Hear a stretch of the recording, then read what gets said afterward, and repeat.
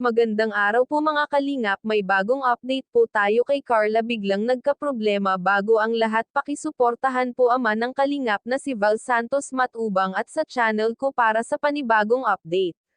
Maraming gumimbal sa atin na balita tungkol kay Carla. Di akalaing may mangyayari na hindi maganda, ang dahilan ay biglang nag-iba ang plano para sa birthday ni Carla na tila ba nagdadalawang isip na kung itutuloy pa ba ang napag-usapan nila. Maaring magiba na lamang ang planong pinag-usapan dahil maiintindihan naman ito ni Carla. Bagamat may tumatakbo sa isipan ni Carla kung paano niya ma-handle ang lahat ng bagay na iyon. Sa ngayon ay mananatiling masaya si Carla sa araw na pinakahihintay niya.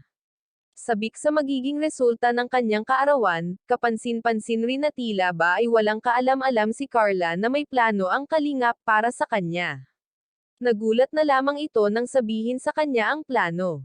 Ang tambalang jump car ay patuloy pa rin sa pagpapasaya sa atin kahit hindi kampante sa isa't isa na turingan pa rin silang love team.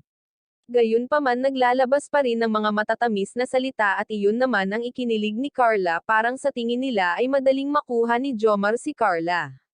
Nagpas siyang mag-effort ni Jomar sa kaarawan ni Carla para maipakita niya na mahalaga si Carla para sa kanya. Dahil sa tagal na nilang magkasama at maraming memories na ang kanilang ginawa.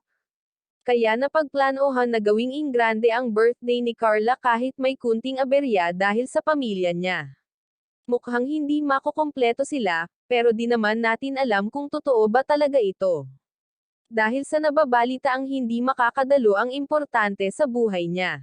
Kaya alamin natin sa susunod na upload, hindi pa rin mawawala ang mga kalingap sa tulong nila, magiging maganda ang kahihinatnan ng kaarawan ni Carla, kaya tuloy pa rin ang sepresang pinaplano kay Carla dahil ito na ang pinaka magiging masayang araw ni Carla na mangyayari sa buong buhay niya. Maraming salamat po, pakisuportahan po Kalingap Rob Channel at sa aking YouTube channel, please like, share, subscribe and comment ng inyong mga opinyon, thank you and God bless.